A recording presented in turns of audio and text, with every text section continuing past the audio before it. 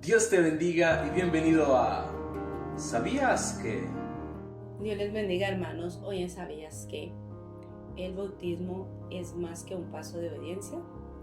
Bueno, vamos a continuar y para terminar con esta parte del tema en la cual estamos hablando del nombre de Jesús, pero esta vez orientado al bautismo.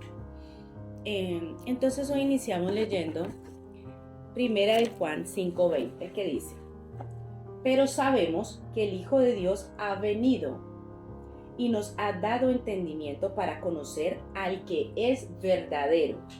Y estamos en el verdadero, en su Hijo Jesucristo. Este es el verdadero Dios y la vida eterna. Y termina diciendo: hijitos, guardaos de los ídolos. Amén. Bueno, ¿por qué hemos escogido este versículo como en primer puesto? Porque bueno, para continuar con el tema, aquí está diciendo algo importante, que es cuál es el verdadero Dios. Dice: estamos en el verdadero Dios, en su Hijo Jesucristo. Este es el verdadero Dios y la vida eterna. Entonces, es importante entenderlo porque a veces en medio de tantas filosofías y confusiones que giran, decimos, no, pues es que el verdadero Dios, ¿quién es? Y cada quien le pone un nombre y no importa sea cual sea el nombre, ese es el verdadero Dios para cada persona. Pero los que retenemos que la Biblia es la palabra de Dios y es esta la que nos está guiando al camino de la salvación. Entonces aquí dice que el verdadero tiene un nombre y el nombre de Jesucristo. Pero entonces por eso hay gente que piensa que esta interpretación de la revelación del nombre está asociada a que negamos al Padre y negamos al Espíritu Santo, pero todo lo contrario, porque en todo lo que hemos estudiado hemos podido demostrar cómo Jesucristo es el enviado, cómo el bebé es el consolador, cómo el bebé nacido de la Virgen María es el Padre eterno, cómo Jesucristo, el Hijo de Dios, es la manifestación del Padre. O sea que nosotros no estamos negando al Padre, ni al Hijo, ni al Espíritu Santo. Simplemente estamos hablando que el Padre tiene un nombre, el Hijo tiene un nombre y el Espíritu Santo tiene un nombre. En los videos anteriores hemos estudiado cuál es el nombre del Padre, hemos estudiado cuál es el nombre del Hijo y hemos estudiado también cuál es el nombre del Espíritu Santo. Y por eso podemos entender cuando Dios dijo en Mateo 11:28: id y predicad el Evangelio a toda criatura. Dice: bautizándolos en el nombre del Padre y del Hijo y del Espíritu Santo. Pero cuando tú lees Hechos de los Apóstoles, que son las crónicas, digamos, de todo lo que ocurrió con los discípulos mientras que Jesucristo estaba aquí en la tierra, todos los bautismos fueron efectuados en el nombre de Jesús. No se invocó otro nombre. ¿Por qué? Dicen, no, entonces los discípulos desobedecieron al mandato de Jesús, porque lo que dijo Jesús es más importante y lo que dicen los apóstoles es menos importante. Pero en ningún momento se trata de que hubo una contradicción, simplemente que los apóstoles tenían ya la revelación de cuál era el nombre del Padre, cuál era el nombre del Hijo y cuál era el nombre del Espíritu Santo, y por eso invocaron el nombre de Jesús para el perdón de los pecados a todo aquel que se arrepentía, para la salvación del alma. Bueno, entonces estamos en el verdadero, en su Hijo Jesucristo. Este es el verdadero Dios y la vida eterna. Vamos a leer Hechos 4, verso 10. Si leemos Hechos todo desde el primer capítulo, ahí se encuentra cuál fue la voluntad de Dios respecto a la doctrina que se tenía que predicar. Capítulo 4, versículo 7. Pablo y Juan ante el concilio.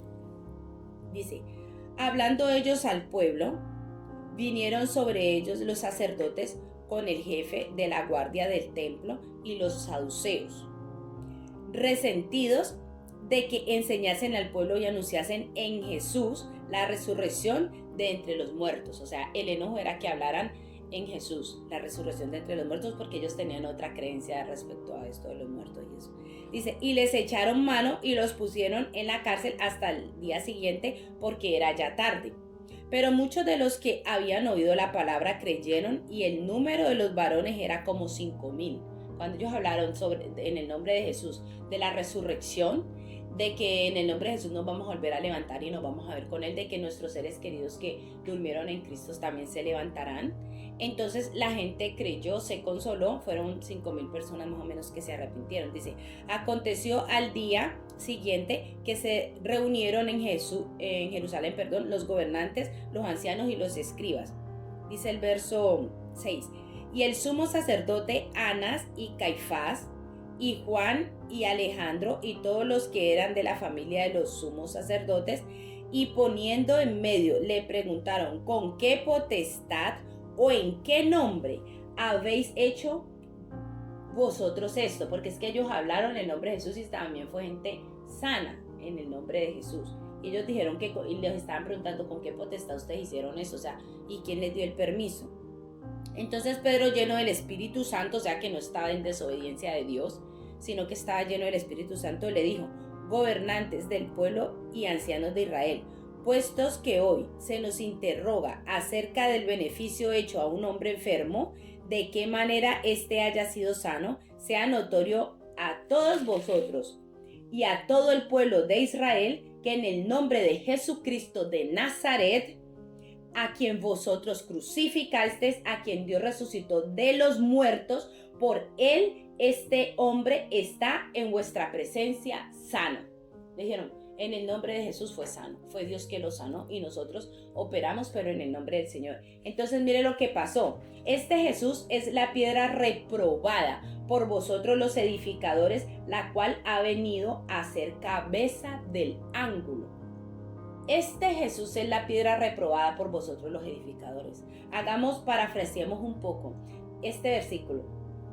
¿De qué piedra reprobada están hablando? Esta palabra está poniendo como ejemplo a un edificador de un edificio muy alto. Cada ciudad tiene el edificio más alto. En mi ciudad, Cali, el edificio más alto de Cali está por la Avenida de las Américas, digamos, ¿no? La Torre de Cali se llama. Cada país, cada ciudad tiene el edificio más grande, como también tiene el túnel más largo y eso. Resulta que él está hablando de que un edificador de un edificio muy, muy, muy alto ha reprobado la piedra angular. ¿Cuál es la piedra angular? Es como cuando uno habla de las columnas de una casa. Ustedes saben que las casas, los que construyen casas tienen unas vigas especiales que son las que no se pueden tumbar ni modificar porque se les viene abajo la casa encima y todo. Entonces resulta que sin esas vigas la casa se viene abajo. Resulta que estamos hablando de un edificio muy alto, pero tiene una piedra angular que tiene que estar en el ángulo, o sea, en el ángulo donde se unen las otras las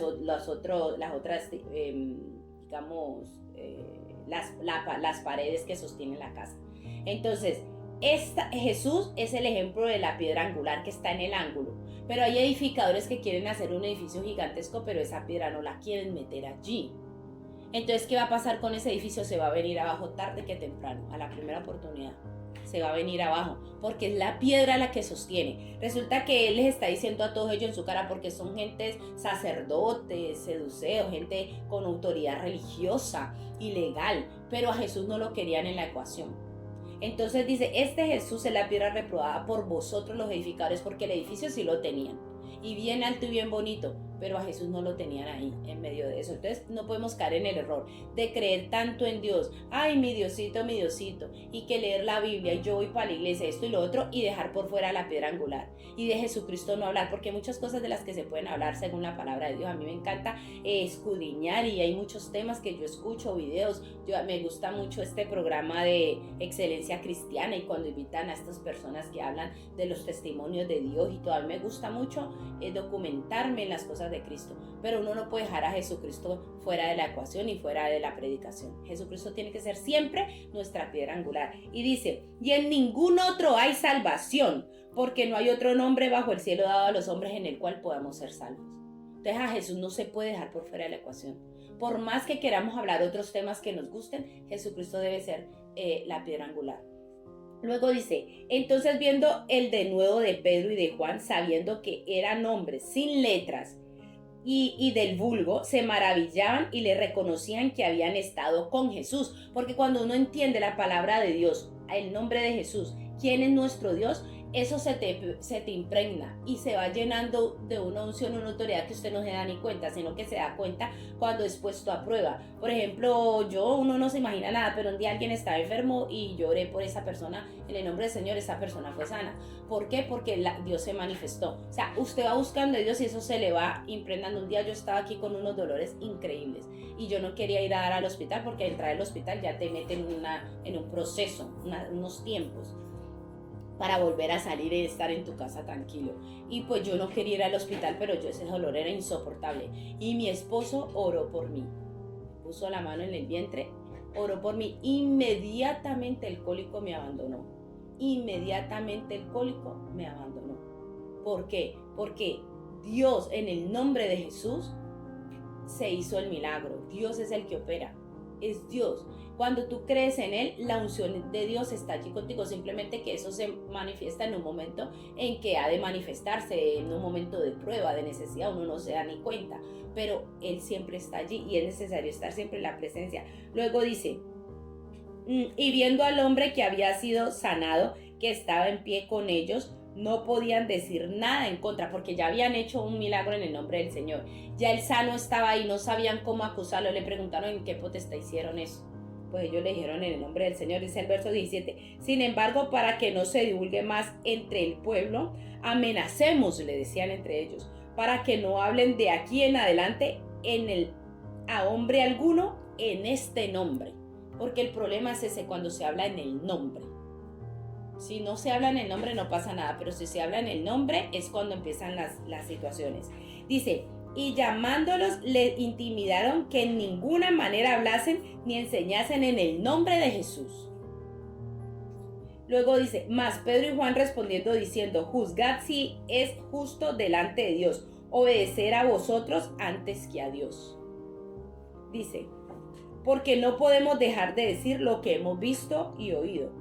Ellos entonces les amenazaron y les soltaron, no hallando ningún modo de castigarles por causa del pueblo, porque todos glorificaban a Dios por lo que se había hecho, ya que el hombre en quien se habían hecho este milagro de sanidad tenía más de 40 años.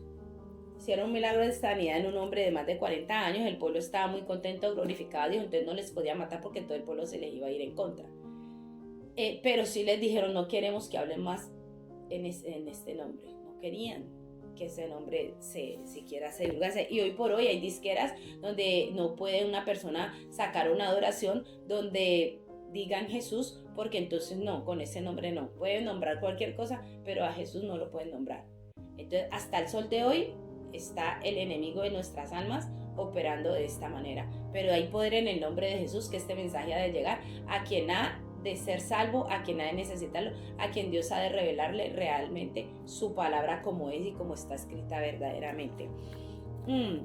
Y ya vamos entonces a 1 Juan 2:12. Os escribo a vosotros, hijitos, porque vuestros pecados os han sido perdonados en su nombre.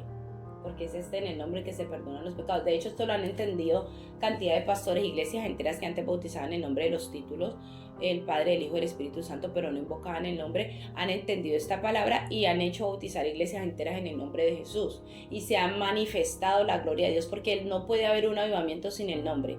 Todos los avivamientos registrados en la Biblia que dice que predicaba Pablo, predicaba Pedro y se convertían 3,000 personas, 5,000 personas en un solo discurso, es porque hablaban en el nombre de Jesús, y esto es lo que desata el avivamiento. Si esto lo entendemos, estamos más cerca del avivamiento que antes. No puede haber avivamiento sin el nombre, porque de resto son conferencias de crecimiento personal, cosas que me gustan mucho, técnicas de vida, estilos de vida, cómo manejar la tranquilidad, la paz, cómo no dejarse robar la tranquilidad, cómo manejar las finanzas. Hay muchos temas que son importantes y de crecimiento personal, pero simplemente son, digamos, una conferencia secular y basta. Porque si no, el nombre del Señor no está ahí, no podemos decir que es un evangelio. No es evangelio. El único evangelio que está registrado y respaldado por Dios es en el nombre de Jesús, porque dice Gálatas 1:8 que ni siquiera un ángel puede bajar del cielo a decir que hay otro evangelio, porque no le tenemos por qué creer.